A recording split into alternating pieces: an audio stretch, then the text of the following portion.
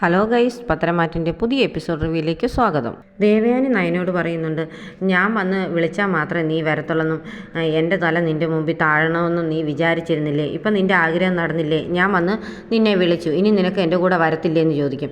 അപ്പോഴത്തേന് നയന പറയുന്നുണ്ട്, അമ്മ വന്ന് എൻ്റെ മുമ്പിൽ ക്ഷമ പറയണമെന്നോ അല്ലെങ്കിൽ എന്നെ വന്ന് ക്ഷണിക്കണമെന്നോ ഒന്നും ഞാൻ ആഗ്രഹിച്ചില്ല. അമ്മ ഒരു ഫോൺ വിളിച്ചാൽ മതിയായിരുന്നു, ഞാൻ അങ്ങോടി വരത്തില്ലായിരുന്നോ എന്ന് ചോദിക്കും. അതൊന്നും നീ ചുമ്മാ പറയുന്നതാ, നിൻ്റെ മനസ്സിലിപ്പോൾ ഒരു സന്തോഷമൊക്കെ കാണും, ഞാൻ വന്ന് നിൻ്റെ മുമ്പിൽ തോറ്റു തന്നല്ലോ എന്നൊക്കെ പറയും. അപ്പം നയന പറയും, എനിക്ക് അങ്ങനെയുള്ള ആഗ്രഹങ്ങളൊന്നുമില്ല, എനിക്ക് അമ്മയോട് സ്നേഹം മാത്രമേ ഉള്ളൂ എന്നൊക്കെ പറയും. ഇനി നീ ഇതൊന്നും പറയണ്ട, എന്തൊക്കെയായെന്ന് പറഞ്ഞാലും നമ്മളിപ്പം തന്നെ അനന്തപുരിയിലേക്ക് പോവുകയാണ്, നീ പെട്ടെന്ന് ഒരുങ്ങിക്കോ, എന്തെങ്കിലുമൊക്കെ എടുക്കാനുണ്ടെങ്കിൽ എടുത്തോളാൻ പറയും. ശരി അമ്മയെന്ന് പറഞ്ഞ് സന്തോഷത്തോടെ നയന ഒരുങ്ങുകയാണ്. അന്നേരം ദേവയാനി ഇറങ്ങിപ്പോകാൻ നേരത്ത് തിരിഞ്ഞു നിന്ന് നയനെ ഒന്ന് നോക്കുന്നുണ്ട്. എന്നിട്ട് വെളിയിലേക്ക് വരുമ്പോൾ ഗോവിന്ദനും നന്ദുവും അവിടെ ഇരിപ്പുണ്ട്. ദേവയാനിയെ കാണുമ്പോൾ ഇവർ രണ്ടുപേരും എഴുന്നേൽക്കുന്നുണ്ട്. അപ്പം ദേവയാനി പറയും, എനിക്ക് വന്നതിൻ്റെ കാരണം നിങ്ങളോട് പറയാൻ പറ്റിയില്ല, ഞാൻ വന്നതിൻ്റെ കാരണം എല്ലാവരോടും പറഞ്ഞേക്കാം, കനക എന്ത് ചെയ്യുമെന്ന് ചോദിക്കും. അപ്പം കനക അങ്ങോട്ട് ഒരു ഗ്ലാസ് ചായയായിട്ട് വരുന്നുണ്ട്. ഇതാ ചായ എന്ന് പറയും. അപ്പം ദേവയാനി പറയും, ഞാൻ നിങ്ങളുടെ ചായയൊന്നും കുടിക്കാൻ വന്നതല്ല, പക്ഷേ ഇട്ടുകൊണ്ട് വന്നതല്ലേ, ഇനിയിപ്പം കളയണ്ട എന്ന് പറഞ്ഞ് മേടിച്ച് ചായ അങ്ങ് കുടിക്കുന്നുണ്ട്. എന്നിട്ട് എല്ലാവരോടുമായിട്ട് ദേവയാനി പറയും, എനിക്ക് പറയാനുള്ളതെല്ലാം ഞാൻ നയനയോട് പറഞ്ഞിട്ടുണ്ട്, എന്നാലും നിങ്ങളോട് അറിയണമല്ലോ കാര്യങ്ങളൊക്കെ, അതുകൊണ്ട് ഞാൻ പറയാം എന്ന് പറഞ്ഞ് ദേവയാനി പറയും, എൻ്റെ മകൻ ഒരു ശ്വാസം മുട്ടലൊക്കെ ഉള്ള ഒരു വ്യക്തിയാണ്. അപ്പോൾ അവന് വൈകിട്ട് ഉറക്കമൊന്നുമില്ല, അവനൊരു കൂട്ട് വേണം, വൈകിട്ട് അവൻ്റെ കാര്യങ്ങളൊക്കെ നോക്കാനായിട്ട് ഒരാൾ വേണമല്ലോ, അത് കാരണം ഞാൻ നയനെ തിരിച്ചങ്ങ് കൊണ്ടുപോവുകയാണ്. എനിക്കങ്ങനെ ആഗ്രഹം ഉണ്ടായിട്ടൊന്നുമല്ല, പക്ഷേ അവൻ്റെ അവസ്ഥ അതായതുകൊണ്ടും അവന് ഇവളില്ലാതെ ജീവിക്കാൻ പറ്റത്തില്ല എന്നുള്ള രീതിയിൽ ഇവൻ നടക്കുന്നത് കൊണ്ട് മാത്രമാണ് ഞാൻ ഇവളെ കൊണ്ടുപോകാൻ തീരുമാനിച്ചത്. പിന്നെ അച്ഛനും അമ്മയ്ക്കും ഇവളില്ലാതെ പറ്റത്തില്ല എന്നാണ് പറയുന്നത്, ജയേട്ടനും അതുപോലെ തന്നെ. അതുകൊണ്ട് എന്നെ സ്നേഹിക്കുന്നവർ എൻ്റെ ചുറ്റുമുള്ളവരുടെയും വിഷമങ്ങളും സങ്കടങ്ങളും കാണാതിരിക്കാൻ എന്നെക്കൊണ്ട് പറ്റത്തില്ലല്ലോ, അതുകൊണ്ട് ഞാൻ ഇവളെ കൂട്ടിക്കൊണ്ട് പോവുകയാണെന്ന് പറയും. അത് കേൾക്കുമ്പോഴത്തേന് കനകയ്ക്കും ഗോവിന്ദനും എല്ലാവർക്കും സന്തോഷമൊക്കെ ആവുന്നുണ്ട്. എന്നാലും ഗോവിന്ദൻ പറയും, അല്ല ബുദ്ധിമുട്ടായിട്ട് ഉണ്ടെങ്കിൽ കൊണ്ടുപോകണ്ട, കുറച്ച് ദിവസം കൂടെ മോൾ ഇവിടെ നിന്നോട്ടെ എന്ന്. എനിക്ക് എന്ത് ബുദ്ധിമുട്ടുണ്ടാകുന്നു എന്നൊന്നും നിങ്ങൾ തിരക്കണ്ട, എൻ്റെ വീട്ടിലുള്ളവരെല്ലാവരും ഇവളെ ആഗ്രഹിക്കുന്നു. പിന്നെ ഇവൾ വന്ന് കയറിയതിൽ പിന്നെ ഞാനും മറ്റ് സ്ത്രീകളായിട്ടുള്ളവർക്കും ഞങ്ങളുടെ വീട്ടിലൊരു വിലയില്ലാതായിട്ടുണ്ട്, അതൊക്കെ ഞാൻ ക്ഷമിക്കാം, പക്ഷേ ഇവളെ ഇപ്പം കൊണ്ടുപോയേ പറ്റത്തുള്ളെന്ന് പറയും. അപ്പോൾ നയനെ അങ്ങോട്ട് ഒരുങ്ങി വരുന്നുണ്ട്, ഒരു ചെറിയ ബാഗൊക്കെ ആയിട്ട്. ദേവയാനി ഉടനെ ചോദിക്കും, ഇത്ര പെട്ടെന്ന് ഒരുങ്ങിയോ എന്ന് ചോദിക്കും. എനിക്കങ്ങനെ ഒരുങ്ങാനൊന്നുമില്ല അമ്മേ, അങ്ങനെ ഒരുപാട് സാധനങ്ങളൊന്നും എടുക്കാനുമില്ല, 2-3 സാരി മാത്രമേ ഉള്ളെന്ന് പറയും. അത് കേൾക്കുമ്പോഴത്തേന് ദേവയാനിക്ക് എന്തോ പോലെ ആകുന്നുണ്ട്. നയനയ്ക്ക് അങ്ങനെ ഒരുപാട് ഡ്രസ്സൊന്നും ഇല്ലല്ലോ എന്നോർത്തിട്ടായിരിക്കാം. എന്നാൽ ശരി, നമുക്ക് ഇറങ്ങാമെന്ന് പറയും. കനക ഉടനെ നയനയോട് പറയുന്നുണ്ട്, മോളെ ശരീരമൊക്കെ സൂക്ഷിക്കണേ എന്ന്. ദേവയാനി ഉടനെ ചോദിക്കുക, അതെന്തിനാണ് അവൾ ശരീരമൊക്കെ സൂക്ഷിക്കുന്നത്, അവൾക്ക് എന്നാ വല്ല അസുഖം ഉണ്ടോയെന്ന് ചോദിക്കും.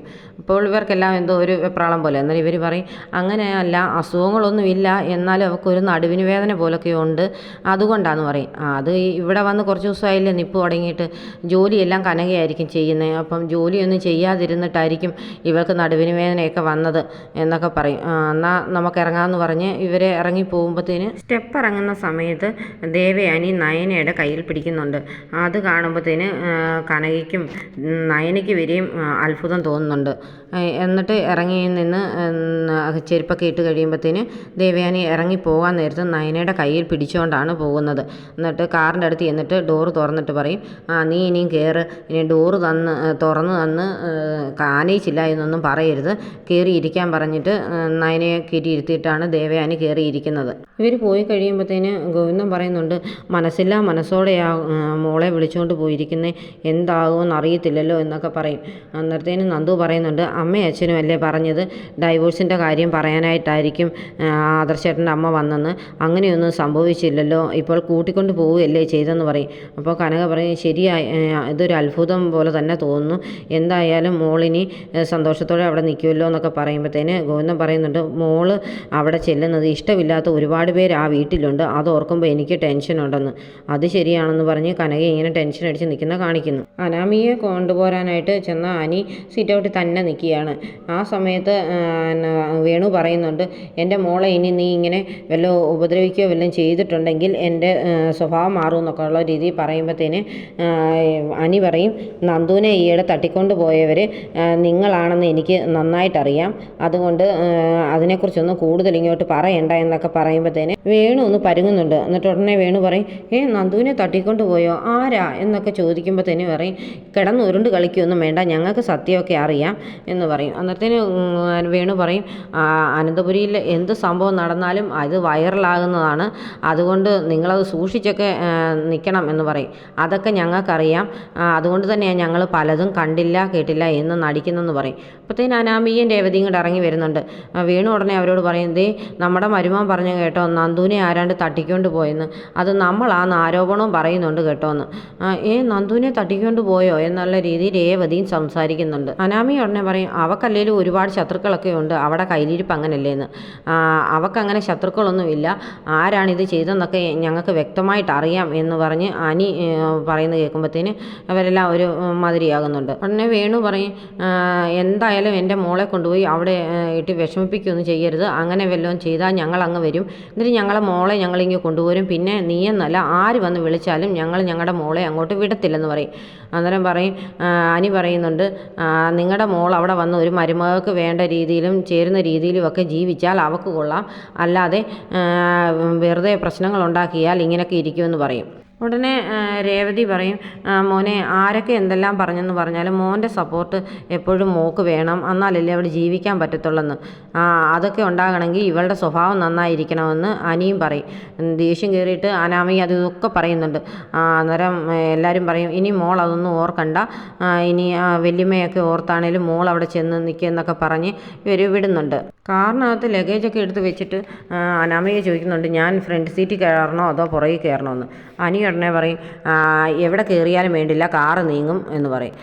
ഇതൊക്കെയാണ് ഞാൻ ഇവൻ്റെ കൂടെ പോകാൻ മടിക്കുന്നതൊക്കെ പറയുമ്പോഴത്തേന് വേണുവും രേവതിയും കൂടെ പറയും, മോളെ പ്രശ്നമൊന്നും ഉണ്ടാക്കണ്ട, ചെല്ല് എന്നൊക്കെ പറഞ്ഞ് അവളെ കാറ് കയറ്റി വിടുന്നുണ്ട്. അപ്പോൾ രേവതി പറയുന്നുണ്ട്, ഇത് എത്ര നാൾ ഇങ്ങനെ പോകുമെന്നുള്ള കാര്യം സംശയമാണല്ലോ എന്ന്. വേണുവും പറയും, ശരിയാ, ഇതങ്ങനെ അധികകാലമൊന്നും പോകുന്ന ലക്ഷണം കാണുന്നില്ല എന്ന്.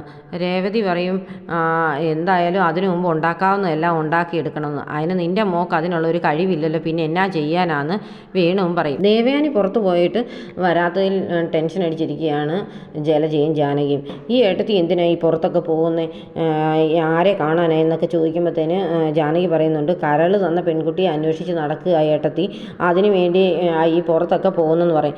ഇതിൻ്റെ വല്ല ആവശ്യമുണ്ടോ ഏട്ടത്തിക്ക്? നല്ല മനസ്സുള്ള ഒരു പെൺകുട്ടി കരൾ കൊടുത്തു, എന്നിട്ട് ആ കുട്ടിക്ക് അയാളുടെ ഐഡൻറ്റിറ്റി വെളിപ്പെടുത്തുന്നതിന് താല്പര്യവുമില്ല, അപ്പോൾ പിന്നെ അവരെ അന്വേഷിച്ച് അങ്ങോട്ട് ചെല്ലുകയും 50 ലക്ഷത്തിൻ്റെ ചെക്ക് കൊടുക്കുകയും ചെയ്യേണ്ട ആവശ്യമുണ്ടോയെന്ന് ചോദിക്കും. അപ്പം ജാനകി പറയും, ഏട്ടത്തിയുടെ അക്കൗണ്ടിലാണ് 10-15 കോടി രൂപ കിടപ്പുണ്ട്, അതിനകത്തുനിന്ന് 50 ലക്ഷമൊക്കെ പോയ ഏട്ടത്തിക്കൊന്നും തോന്നാനില്ല എന്ന് പറയും. ഏട്ടത്തിക്ക് വീട്ടിൽ നിന്ന് കുടുംബവകയായിട്ട് കിട്ടിയ കോടിക്കണക്കിന് രൂപയാണത്. അതുകൂടാതെ ജയേട്ടനും ആദർശുമൊക്കെ ഓരോ എമൗണ്ട് വെച്ച് എല്ലാ മാസവും ഏട്ടത്തിയുടെ അക്കൗണ്ടിൽ ഇട്ടും കൊടുക്കുന്നുണ്ട്, ആ പൈസയൊക്കെയാണ് കിടക്കുന്നതെന്നൊക്കെ പറയും. എന്നാൽ പിന്നെ ഏട്ടത്തിക്ക് കാശിന് ബുദ്ധിമുട്ടുള്ള ആർക്കെങ്കിലും ഒക്കെ കൊടുത്തുകൂടെ, എൻ്റെ ആണെങ്കിൽ ബാങ്ക് അക്കൗണ്ടിൽ ബാലൻസ് പോലുമില്ല, എനിക്ക് വല്ലതും തന്നുകൂടെ എന്നൊക്കെ ചോദിക്കും. അതൊക്കെ അവരുടെ സ്വന്തം കാര്യമല്ലേ, ഓരോരുത്തരുടെ മനസ്സ് പോലല്ലേ ജലജയെന്നൊക്കെ ജാനകി പറയും. ആ സമയത്ത് അനി കാറ് കൊണ്ട് നിർത്തി അതിനകത്തുനിന്ന് അനാമികയെ ഇറങ്ങുന്നുണ്ട്. അനാമിക മോള് കാണണേ എന്നൊക്കെ പറയുന്നുണ്ട് ജാനകി. ഉടനെ ജലജ മനസ്സിലോർക്കുന്നുണ്ട്, ദൈവമേ അവൾ വരരുതെന്ന്. അപ്പം ജാനകി അനാമികയെ കാണുന്ന ഉടനെ താലോലിക്കുന്നൊക്കെ ഉണ്ട്, മോളെ നീ വന്നില്ലല്ലോ, എനിക്ക് ഒരുപാട് സങ്കടം ഉണ്ടായിരുന്നൊക്കെ പറയും. എനിക്ക് അമ്മയും അപ്പച്ചിയും വല്യമ്മയൊക്കെ ഓർത്ത് മാത്രമാണ് ഞാൻ വന്നത്, അല്ലാതെ ഇവൻ്റെ സംസാരത്തിൽ നിന്ന് ഇവൻ്റെ കൂടെ വരാൻ എനിക്ക് തോന്നിയേ ഇല്ലെന്നൊക്കെ പറയും. എന്നാൽ പിന്നെ നിനക്ക് അവിടെ അങ്ങ് നിന്നൂടായിരുന്നോടി എന്ന് മനസ്സിൽ ജലജ പറയുന്നുണ്ട്. ആ സമയത്താണ് ദേവയാനി കാറിൽ വന്നിറങ്ങുന്നത്. അപ്പം ജലജ പറയും, അതേ നിൻ്റെ വല്യമ്മ വന്നല്ലോ, ഇനി നിൻ്റെ പരാതിയും പരിഭവവും ഒക്കെ അങ്ങോട്ട് പറഞ്ഞോളാൻ എന്ന് പറയുമ്പോഴത്തേന് എല്ലാവരും സന്തോഷത്തോടെ അങ്ങോട്ട് ദേവയാനി നോക്കി നിൽക്കുന്ന സമയത്താണ് ഡോറ് തുറന്ന് നയന ഇറങ്ങി വരുന്നത്. എന്ന് ചോദിച്ച് ഇവരെല്ലാവരും ഞെട്ടുന്നുണ്ട്. എന്നിട്ട് ഇവർക്ക് വിശ്വസിക്കാനേ പറ്റില്ല ദേവയാനി എന്ന് നയനെ വിളിച്ചുകൊണ്ട് വന്നെന്ന്. ഇവളെ വിളിക്കാനാണോ രാവിലെ ഏട്ടത്തി ക്ഷേത്രത്തിൽ പോയെന്ന് ജലജ ചോദിക്കുന്നുണ്ട്. അതുകൊണ്ടല്ലേ അവൾ ഇതേ കൂടെ വന്നിരിക്കുന്നത്. എന്നാൽ ഇത് സ്വപ്നമാണോ എന്ന് സംശയമാണെന്ന് ജലജ പറയുമ്പോഴത്തേക്കും ജാനകി പറയും, സ്വപ്നമൊന്നുമല്ല, കണ്ടില്ലേ അവൾ കൂടെ വരുന്നതെന്ന് പറയും. എനിക്കെന്നാൽ ഒരുപാട് സന്തോഷമാകുന്നുണ്ട്. അനാമികയ്ക്കാണെങ്കിൽ ഒട്ടും ഇഷ്ടപ്പെടുന്നില്ല നയന വന്ന് കയറുന്നത്. നയനയോട് ദേവയാനി പറയുന്നുണ്ട്, നീ ഇത് ആദ്യമായിട്ട് വരുന്ന വീടൊന്നും അല്ലല്ലോ, പിന്നെ നീ ഇനത്തിന് അവിടെ തന്നെ നിൽക്കുന്നത്, ഇങ്ങോട്ട് വരാൻ പറഞ്ഞ് നയനയും വിളിച്ചുകൊണ്ട് ദേവയാനി സീറ്റ് ഔട്ടിലോട്ട് ചെല്ലും.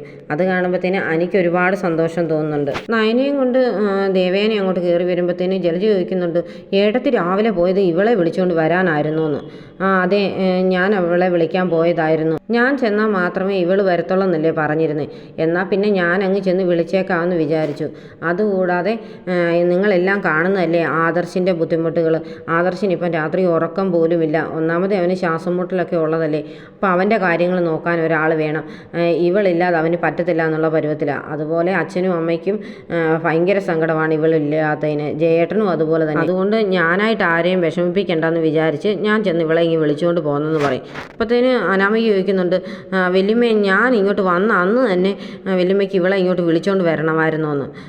അത് മോളെ അനി വിളിച്ചുകൊണ്ട് വന്നല്ലോ, അതൊരു വലിയ സന്തോഷമുള്ള കാര്യമല്ലേ എന്ന് പറയും. അപ്പോൾ ജാനകി പറയും, ഇവൾ വരുന്നതൊക്കെ കൊള്ളാം, കയറി പൊക്കോട്ടെ, പക്ഷേ എൻ്റെ മോടെ നേരെ വല്ലതും പറയുകയോ പ്രവർത്തിക്കുകയോ ചെയ്തിട്ടുണ്ടെങ്കിൽ എൻ്റെ സ്വഭാവം മാറുമെന്നൊക്കെ പറയും. അന്നേരത്തേന് നയന പറയും, ഞാൻ ഇതുവരെ ഇവളെ ഉപദ്രവിക്കാനൊന്നും ചെന്നിട്ടില്ലല്ലോ എന്ന്. ആര് പറഞ്ഞു? ഇവൾ ഇവിടെ ചേച്ചിയും കൂടെ എന്നെ എന്തുമാത്രമാണ് ഉപദ്രവിക്കുകയും മാനസികമായിട്ട് ബുദ്ധിമുട്ടിക്കുകയും ചെയ്യുന്നതെന്നൊക്കെ പറഞ്ഞു അനാമിക അങ്ങ് ദേഷ്യപ്പെടുകയാണ്. ജലജയെ മാക്സിമം ഇടയ്ക്കിടയ്ക്ക് ഓരോന്ന് പറഞ്ഞു കൊടുക്കുന്നുണ്ട്. അപ്പം ദേവയാനി മനസ്സിലോർക്കുന്നുണ്ട്, ആരൊക്കെ എന്തൊക്കെ പറഞ്ഞെന്ന് പറഞ്ഞാലും എന്തൊക്കെ തടസ്സങ്ങൾ പറഞ്ഞെന്ന് പറഞ്ഞാലും ഇനി മുതൽ ഈ അനന്തപുരി തറവാട്ടിൽ എൻ്റെ മരുമോള് എന്നും ഇവിടെ കാണുമെന്ന് പറഞ്ഞ് പുഞ്ചിരിക്കുന്നുണ്ട്. നയനെ ആ സമയത്ത് ദേവയാനിയെ ഇങ്ങനെ നോക്കി നിൽക്കുന്നത് കാണിച്ചുകൊണ്ടാണ് ഇന്നത്തെ എപ്പിസോഡ് അവസാനിക്കുന്നത്.